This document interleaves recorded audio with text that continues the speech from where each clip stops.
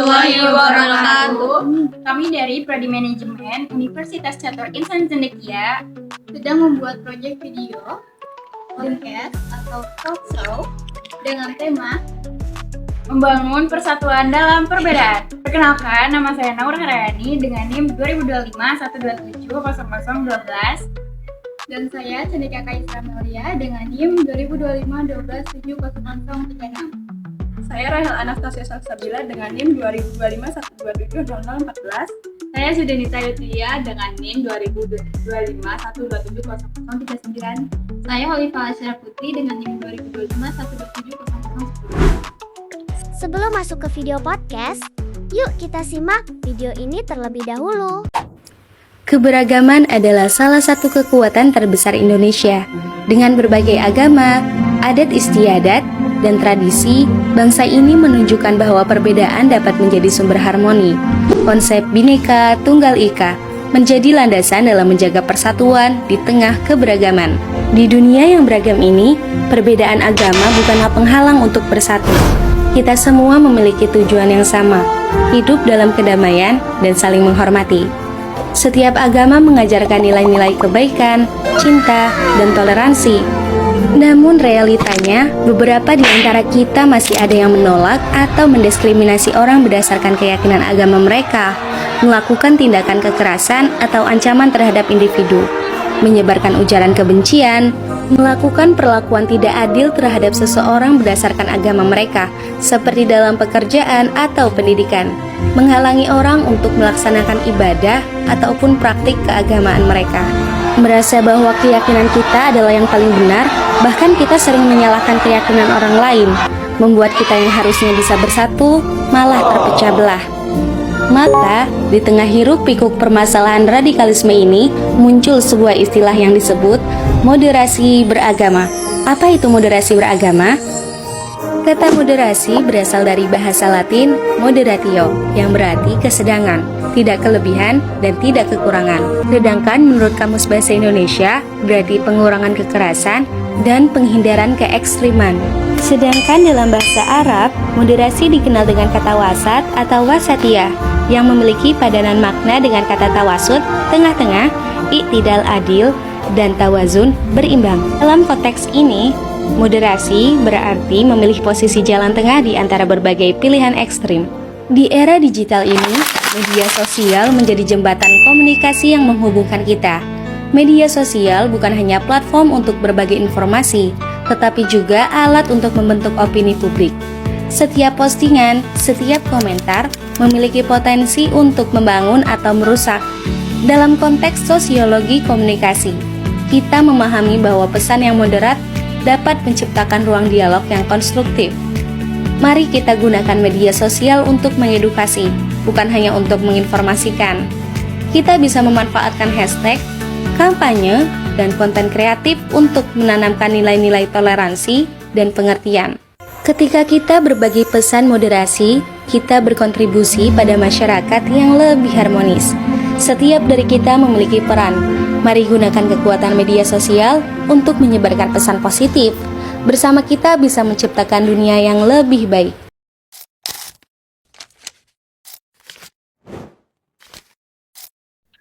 Assalamualaikum warahmatullahi wabarakatuh. Halo semuanya, balik lagi di podcast kita hari ini.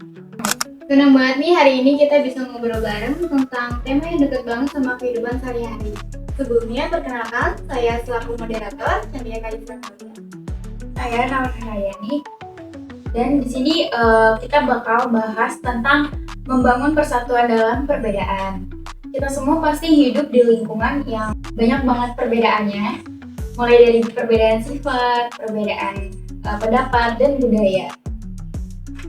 Tapi pertanyaannya, bagaimana sih caranya supaya perbedaan itu nggak jadi alasan buat bertengkar, malah justru bikin kita semakin kuat dan saling menghargai. Nah, di sini kita nggak sendirian nih. Kita ada 3 narasumber yang keren-keren bakal ikut sharing juga. Boleh dong perkenalan namanya siapa aja? Mulai dari sini deh. Saya Suden, Saya Rahel, saya Al. Oke, baik. Langsung aja nih, menurut kalian kenapa sih perbedaan itu sering banget jadi penyebab konflik itu? Kalau menurut aku, karena ketika ada orang lain yang punya pendapat, suka merasa benar. Jadi kalau misalkan ada orang yang memberikan pendapat lain, dianggap salah. Ya benar, padahal setiap orang kan punya latar belakang dan cara berpikir yang berbeda. Menurut aku juga kurangnya rasa menghargai jadi salah satu penyebabnya. Kadang orang cuma mau didengar tapi nggak mau mendengarkan. Apalagi sekarang di media sosial, perdebatan gampang banget terjadi. Hal kecil aja bisa jadi masalah besar. Nah iya, padahal sebenarnya perbedaan itu hal yang wajar ya. Menurut aku juga kurangnya rasa menghargai jadi salah satu penyebabnya. Kadang orang cuma mau didengar tapi nggak mau mendengarkan. Menurut kalian, kenapa persatuan itu penting banget di tengah banyaknya perbedaan? Karena kalau kita terus fokus sama perbedaan, yang ada malah gampang terpecah belah. Setuju, persatuan bikin kita lebih kuat walaupun berbeda. Kalau saling mendukung, pasti suasananya jadi lebih nyaman. Menurut aku, perbedaan itu justru bisa saling melengkapi. Misalnya dalam kelompok belajar, ada yang pintar ngomong, ada yang pintar mengatur, ada yang kreatif. Dan kalau kita bisa menghargai perbedaan sejak sekarang, nanti kita juga bakal lebih mudah hidup bermasyarakat. Bener banget ya, jadi perbedaan itu bukan dijauhi tapi dipahami. Kadang kita juga nggak harus selalu setuju sama orang lain kok. Yang penting kita saling menghormati. Betul banget. Nah sekarang kita masuk ke cara-cara membangun persatuan nih. Menurut kalian, apa yang bisa dilakukan? Menurut aku mulai dari hal sederhana dulu. Seperti menghargai pendapat orang lain misalnya. Terus belajar mendengarkan tanpa langsung menghakimi. Kalau ada perbedaan, jangan langsung emosi, coba dibicarakan baik-baik supaya nggak salah paham. Dan jangan memilih teman cuma karena mereka sama kayak kita. Justru dengan berteman sama banyak orang, kita bisa belajar banyak hal baru. Wah, setuju banget. Lingkungan yang saling menghargai pasti lebih nyaman dan damai. Menurut aku, rasa toleransi juga penting banget karena nggak semua orang punya cara hidup yang sama. Intinya sih kita harus sadar kalau perbedaan itu bukan penghalang buat tetap bersatu. Oke, nggak kerasa nih kita udah sampai di akhir podcast. Dari obrolan ini, kita belajar kalau perbedaan itu hal yang normal dalam kehidupan. Yang terpenting adalah bagaimana cara kita menyikapinya dengan saling menghargai, menjaga toleransi, dan bersatu. Karena persatuan bukan berarti harus sama, tapi bagaimana kita tetap berjalan bersama walaupun berbeda. Terima kasih banyak teman-teman yang udah ikut ngobrol hari ini. Sama-sama. Dan terima kasih juga buat yang udah mendengarkan podcast ini. Semoga obrolan kita sangat bermanfaat. Wassalamualaikum warahmatullahi wabarakatuh. Kesimpulannya, perbedaan adalah bagian dari kehidupan yang tidak bisa dihindari. Persatuan bukan berarti harus sama, tetapi bagaimana kita tetap bisa hidup rukun, saling menghargai, dan bekerja sama walaupun berbeda. Dengan toleransi dan komunikasi yang baik, kita dapat menciptakan lingkungan yang harmonis dan penuh kebersamaan.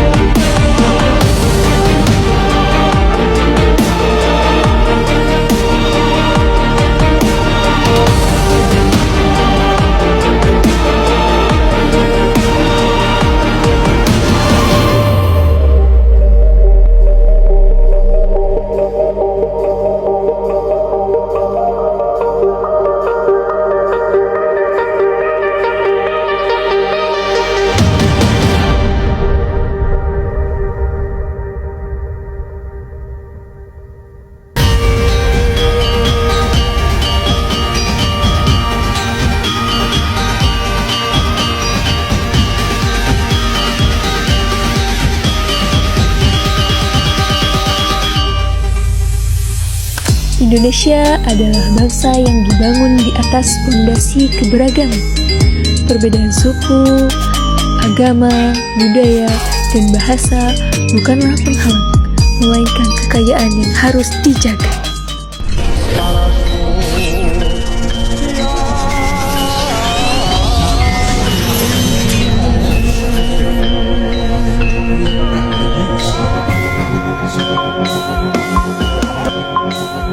Baik Bapak, di sini ada pertanyaan dalam praktik ibadah. Umat Islam melakukan sholat 5 waktu. Nah, bagaimana dengan umat Kristen? Apa bentuk ibadah yang paling penting bagi umat Kristen? Kalau memang dalam Muslim itu kan ada memang diatur ya, itu sholat tuh ada waktu-waktunya gitu, dan harus ada yang harus dipatuhin gitu. Misalkan pertama harus wudhu dulu gini-gini kan.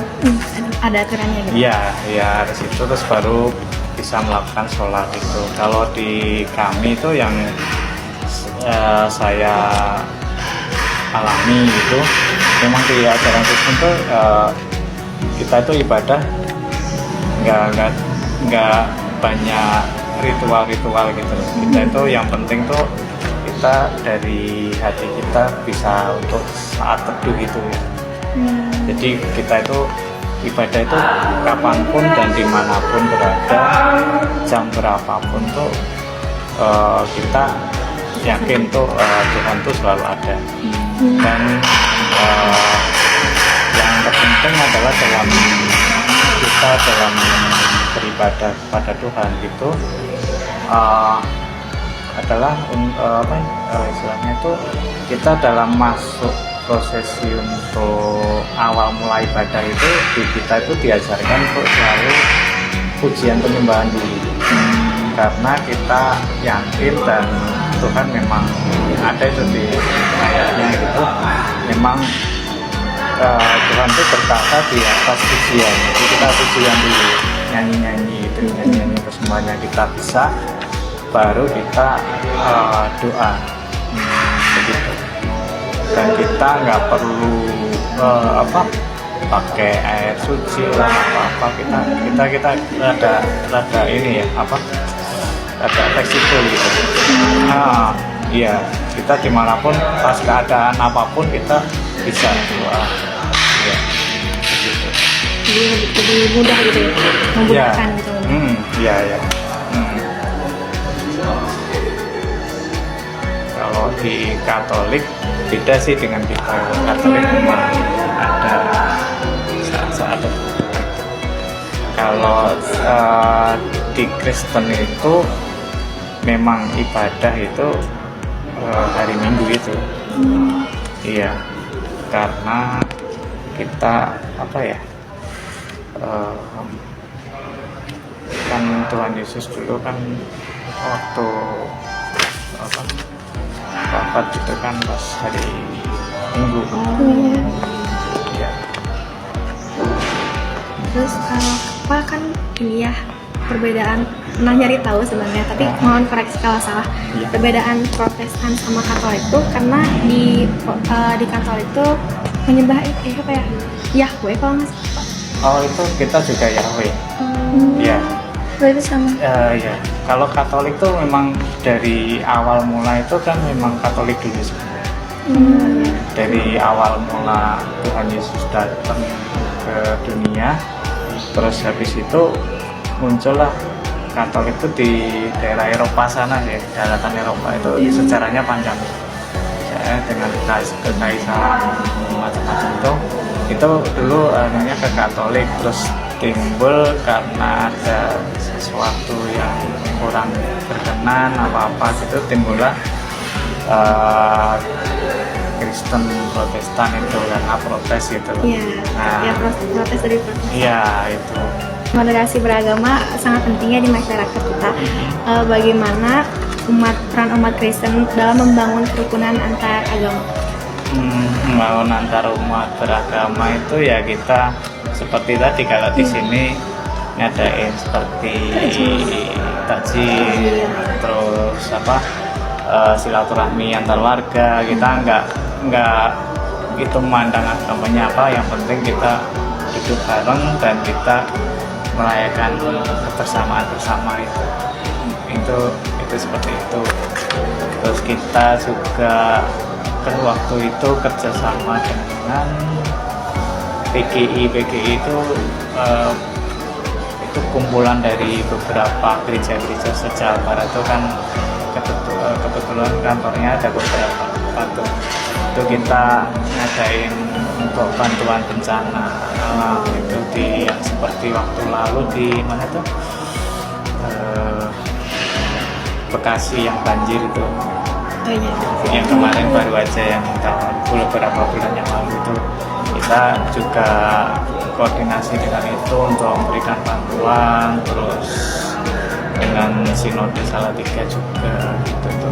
Itu kita bantu nggak mandang agama ya, jadi itu kita buka posko kita yang siapa yang perlu ditolong kita ya, itu ada satgasnya masing-masing itu kita tolong.